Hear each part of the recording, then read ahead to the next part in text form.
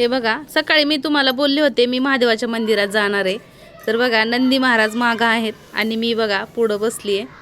हे बघा शंकराचं मंदिर आहे, हे मी तुम्हाला पूर्ण दाखवते. बघा शंकराचं मंदिर पण दाखवते आणि गणपती बाप्पाचं पण दाखवते.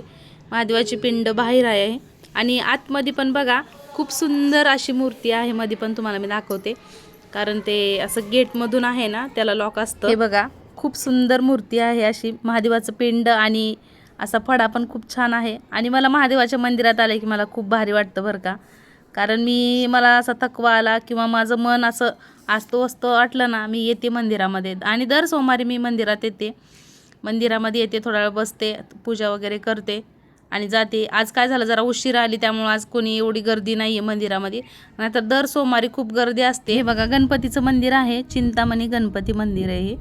आणि गणपतीचं मंदिर महादेवाचं मंदिर जवळजवळच आहे, त्यामुळं दोन्ही देवाचं दर्शन घ्यायला मिळतं आणि मंदिरात आले की खूप प्रसन्न वाटतं. आणि मी दर सोमवारी येतेच, पण आज जरा उशीरच झाला मला. आणि हे ग्लास बघा मी इथला नेला होता, कारण पिंडावर पाणी टाकायला मला थोडं कमी पडलं होतं आणि खूप फुलं बिलं बायका टाकल्या होती, ते सगळं आम्ही काढलं तिथलं. आणि माझ्यासोबत एक मैत्रीण आली माझ्या शेजारची, तिची मुलगी काय जवळ राहतच नाही, पळपळ जाते आणि ती तिच्या मागं पळते. त्यामुळं बघा मी म्हटलं थोडंसं परिसर घेते म्हणलं मंदिरामधलं. हे बाहेरचं आहे, सगळं हे बाहेरचं आहे, आतमधलं तुम्हाला मी दाखवलं आहे आधीच. हे बघा असं मोकळं परिसर आहे, खूप छान. आणि गर्दी असते बरं का, दर सोमवारी गर्दी असते. मीच खूप उशीर आली त्यामुळं जरासं तुम्हाला कोण गर्दी दिसत नाही आहे, पण गर्दी खूप असते चिंतामणी मंदिरामध्ये.